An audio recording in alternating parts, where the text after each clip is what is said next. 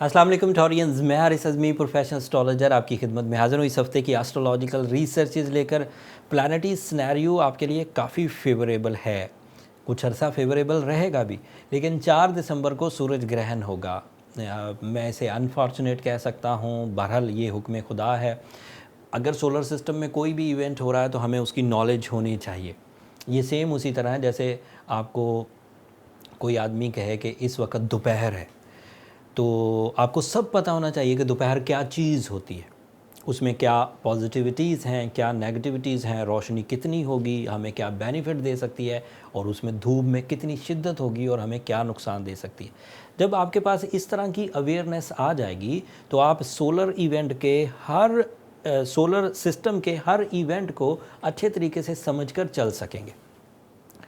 बहुत अरसे से जो भी नॉलेज एस्ट्रोलॉजिकली आपकी खिदमत में पेश हो रही है उसे लोग सिर्फ नॉलेज के तौर पर लेते हैं, परफॉर्म कम करते हैं, जिसकी वजह से उन्हें इसका कोई ख़ास बेनिफिट नहीं हो पाता। कितने लोग हैं, कितने इंटेलेक्चुअल्स दुनिया से गुज़र चुके हैं जो ये कहते आ रहे हैं कि early to bed early to rise, मतलब जल्दी सोना और जल्दी उठना बेहतरीन है। ये टाइम साइंसेस का एक रूल था, बट लोग सुन लेते हैं फिर परफॉर्म नहीं करते और उस रूल से फ़ायदा नहीं उठाते। जैसे सुबह का होना ह्यूमन हेल्थ के लिए, सुबह का उठना ह्यूमन हेल्थ के लिए बहुत अच्छा है, बट सुन लेते हैं फिर परफॉर्म नहीं करते, एंड उसकी वजह से उन्हें बेनिफिट नहीं मिलता। एंड पर वो कुछ अरसा इसको सुनने के बाद ये फील करते हैं कि ये एक जर्नल सी चीज़ है। जैसे आदतन आप किसी एक चीज़ को रिपेल कर दें, अपनी ज़ात से दूर हटा दें। सो ये जो सूरज ग्रहण है, ये भी अक्सर ही आप सुनते होंगे, आज सूरज ग्रहण है, आज चांद ग्रहण है, साल में 5-6 दफ़ा तो सुनने को मिल ही जाता है अक्सर। तो होता कुछ है नहीं, लिहाजा लोग उसको चाहे लॉस हो रहा हो, चाहे चाहे फेवर हो रही हो, तो वो उसको ऐसे ही गुजार देते हैं। ना उसे आयत समझते हैं, ना उसे इस्लामिक पॉइंट ऑफ व्यू से कंसीडर करते हैं, ना ही उन्होंने अपना कोई बिलीव बनाया है, ना ही उन्हें साइंटिफिकली समझते हैं। बस नॉलेज है, खबर मिल गई कि सूरज ग्रहण है, बस ठीक है, हो गया। असल में ये इवेंट्स कहीं ना कहीं चुपके से कुछ ना कुछ फ़ायदा या नुकसान कर रहे होते हैं। जैसे जब आप सुबह नहीं उठते तो कोई आपको आके कान से तो नहीं पकड़ सकता कि उठो, ये अच्छा टाइम है, आपकी मर्ज़ी है, आपने जैसे लाइफ गुजारनी। बट आपका सुनना नेचर के, आपका सोना सुबह के वक्त नेचर के एंटी था। जब भी आप नेचर के एंटी चलते हैं, वो कुछ पेनल्टीज़ आपको दे देती है, चुपके से देती है, पता नहीं चलता, ज़ख़म नहीं आता, हड्डियाँ नहीं टूटती, खून नहीं रिसता, कुछ ऐसा नहीं होता, बट चुपके से वो आपकी हेल्थ को आम जो लोग सुबह के वक्त उठकर परफॉर्म कर रहे हैं उनसे स्लो कर देती है। एक दिन में नहीं करेगी, 2 दिन में नहीं करेगी, कई रफ्ता रफ्ता वो करती जाएगी एंड आप पीछे रहते जाएंगे। तो ये है नेचर के एंटी चलने की पेनल्टीज़, लॉसेस। और अगर नेचर के पैरेलल चलें तो फ़ायदा होगा, बेनिफिट्स मिलेंगे, बुढ़ापा देर से आएगा, अदरवाइज़ भी जो आपकी रिफ्रेशनेस है वो सस्टेन करेंगी। सो ये तमहीद मैंने इसलिए बांधी कि ये सोलर सिस्टम 4 तारीख को होगा।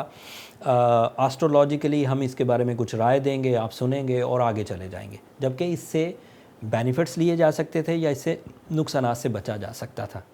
आपको जो जिस तरह के नुकसानात हो सकते हैं, सूरज आपके 8th एंगल पर है, the angle of anxiety, over thinking, negative thinking, litigations, irritated behaviour, harsh talk, बहस और तकरार, इस तरह की चीज़ें पैदा हो सकती हैं 4 दिसंबर से 16। इसके टाइम और इसकी सारी तफसील मैंने एक अलग वीडियो में बना दी, नीचे डिस्क्रिप्शन में लिंक होगा, एक नज़र देख लीजिएगा। इस वक्त हम सिर्फ इस इवेंट के इम्पैक्ट्स पर बात कर रहे हैं, तो ये आपके लिए, अगर आप किसी तरह का कोई शॉर्टकट लगाने के लिए किसी कानून को तोड़ रहे हैं तो ट्रबल हो सकती है। आप किसी तरह की कोई बहुत बड़ी लेन देन कर रहे हैं और बगैर किसी कानूनी कागज़ के कर रहे हैं तो प्रॉब्लम आ सकती है। एंड दूसरा इवेंट भी उसी दिन है, न्यू मून भी होगा। सो न्यू मून भी सैजिटेरियस हाउस में ही है, 4 ही तारीख को है।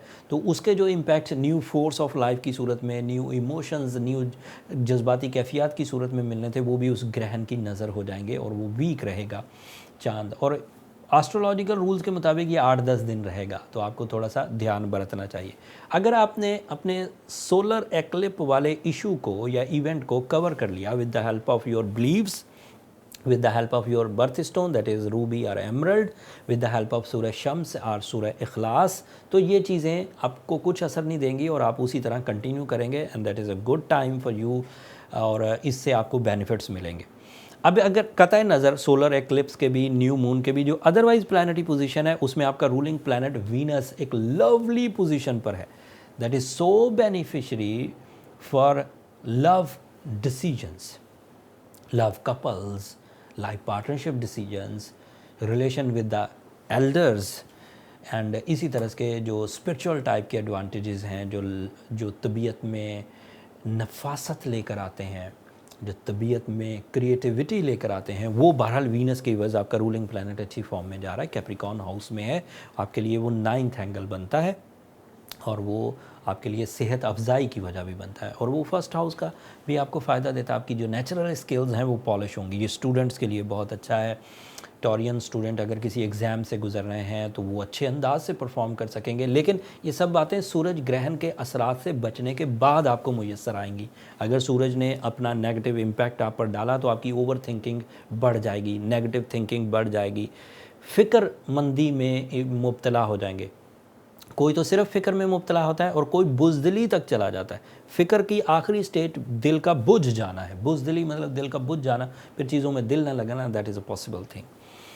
एंड इसके अलावा आपके लिए मरकरी भी 8th एंगल पर है, सो उसी एंगल पर है जिस एंगल पर सूरज को ग्रहण होना है। तो जब सूरज अपनी रोशनी बंद करेगा, सूरज की वजह से ही ये पूरा सोलर सिस्टम चल रहा है। सोलर सिस्टम मतलब निज़ाम शमसी, उर्दू में सूरज का निज़ाम। तो अगर सूरज बुझा 3 घंटे के लिए, उसके आगे कोई शेडो आया, उसके आगे कोई रेजिस्टेंस आई, तो वो हर प्लैनेट जो भी उस शेडो के इस तरफ होगा उसको वो रोशनी नहीं दे पाएगा, और जब रोशनी नहीं दे पाएगा तो उनकी परफॉर्मेंसेस डल होंगी, एंड उनका इम्पैक्ट आपकी हेल्थ पर, आपकी दीगर चीज़ों पर आ सकता है। लेकिन वो 3 घंटे का इवेंट है, आई होप कि आप उसे आर्टिफिशियल फ्यूल से कवर कर जाएंगे, by your ruby, by emerald, by सूरह इखलास, ये चीज़ें कवर कर देती हैं चीज़ों को। एंड मार्स नाम का प्लैनेट आपके 7th एंगल पर है, एंड ये 7th एंगल का रिप्रेजेंटेटिव भी है टॉरियन। यू नो, जब भी मार्स अच्छी पोजीशन पर आएगा, ये आपके लिए लाइफ पार्टनरशिप की वजह बनेगा, ये आपके लिए करेज की वजह बनेगा, ये आपके लिए प्रॉपर्टीज़ की वजह बनेगा, ये आपके लिए पार्टनरशिप्स की वजह बनेगा, ये आपके लिए फैमिली वेलफेयर, फैमिली के साथ ओवरसीज सेटलमेंट या एक से ज़्यादा जगहों पर काम करने की वजह बनेगा। तो ये आपके लिए काफ़ी पॉजिटिव है। सैटर्न एंड जुपिटर आपके लिए 10th एंगल पर है। ये पिछले 30 साल की सबसे ताकतवर पोजीशन है सैटर्न की आपके लिए।